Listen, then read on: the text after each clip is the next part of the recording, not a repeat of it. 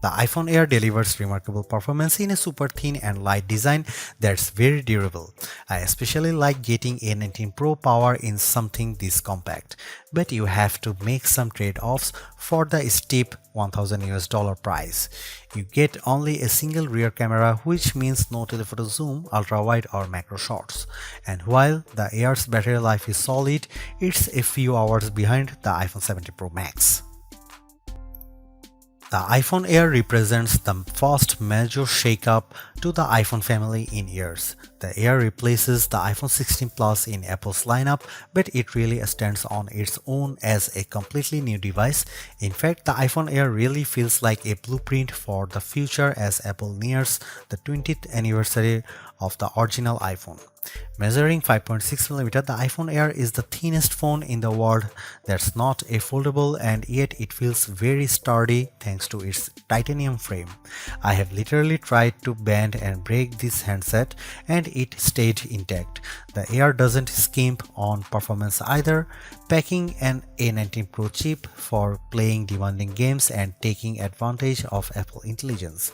So what's the catch with this super slim Air? There's only a single camera, and while the battery life is pretty solid for something this size, you get less endurance versus the iPhone 17 Pro models. But it might still be the best phone for you, depending on what you are looking for. Here is the pros and cons in my full iPhone Air review.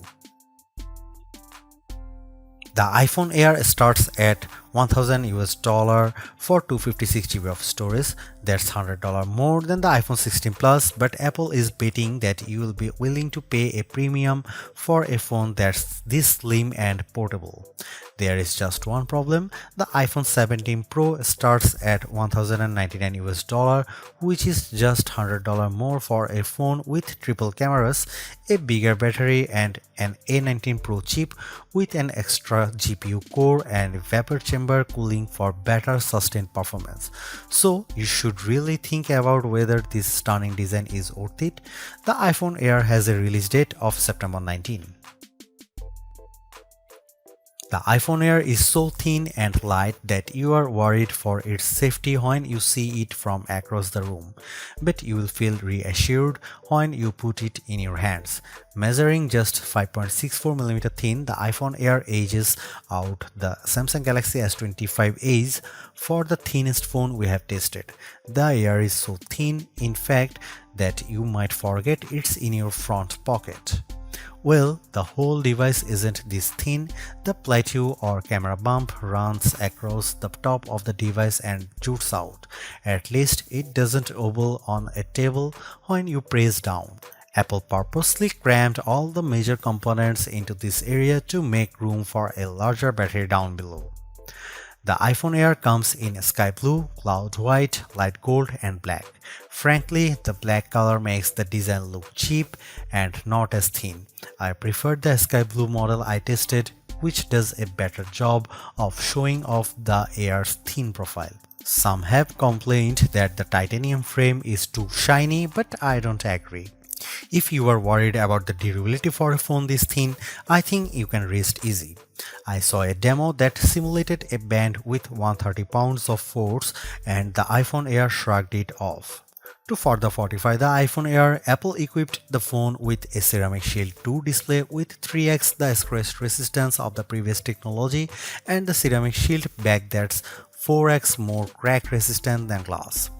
It is worth noting that the iPhone Air has a single speaker integrated into the earpieces compared to dual speakers for the iPhone 17 and 17 Pro series. During my testing, the Air's speakers got plenty loud when listening to Apple Music, but it did sound tiny at max volume. Some have shared in our YouTube interview with Apple on the iPhone Air that they wish that this phone came in a mini size. I say there is no need, you get the best of both worlds with this device, a large 6.5-inch display in a very pocket-friendly size. And it's a pretty damn good ProMotion screen. 2. With a rated maximum outdoor brightness of 3000 nits, a 1 to 120Hz refresh rate, and anti-reflection tech built in. Outdoors, I put the iPhone Air up against the Galaxy S25 Edge, playing the same Begonia trailer, and Emma's tone looked brighter, plus there was less glare. The iPhone Air didn't perform quite well as in our lab testing, covering less of the DCI-P3 color space and turning in a slightly worse Delta E accuracy score. The iPhone Air features a single 48 megapixel fusion camera with 2x optical quality zoom.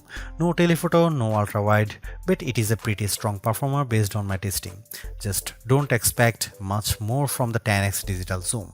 The iPhone Air does bring some cool new camera features to the table that are also available on the iPhone 17, 17 Pro and 17 Pro Max. This includes an 18 megapixel center stage front camera that leverages a square sensor to let you shoot landscape selfies without having to flip the phone in your hand.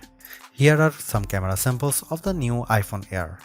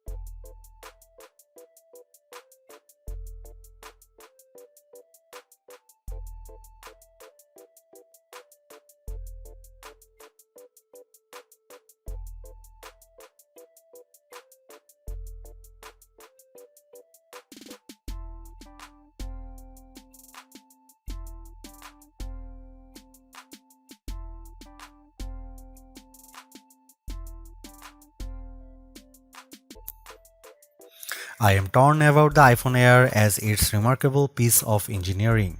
This design is amazingly thin and light, and Apple deserves serious credit for making it so durable. It feels so strong, I don't think I would bother with a case. I also like how well the iPhone Air performs. No, it doesn't have the graphics might or sustained performance of the iPhone 17 Pro or Pro Max, but it's faster than the Galaxy S25 Edge and remains fairly cool under pressure, and it offers better sustained performance than Samsung's slim phone. However, I don't like the shoppers have to give up both an ultra-wide lens and telephoto zoom with the iPhone Air. At least Samsung gives you an ultra-wide camera that enables macro photography, but the iPhone Air's main 48 megapixel camera is very good overall.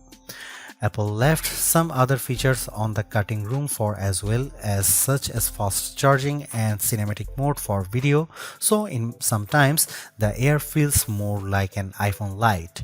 Overall, I think the iPhone Air is worth buying for those who want a super slim phone that's very easy to carry, that doesn't sacrifice too much on performance, but you will have to live with some trade-offs if you want something this compact.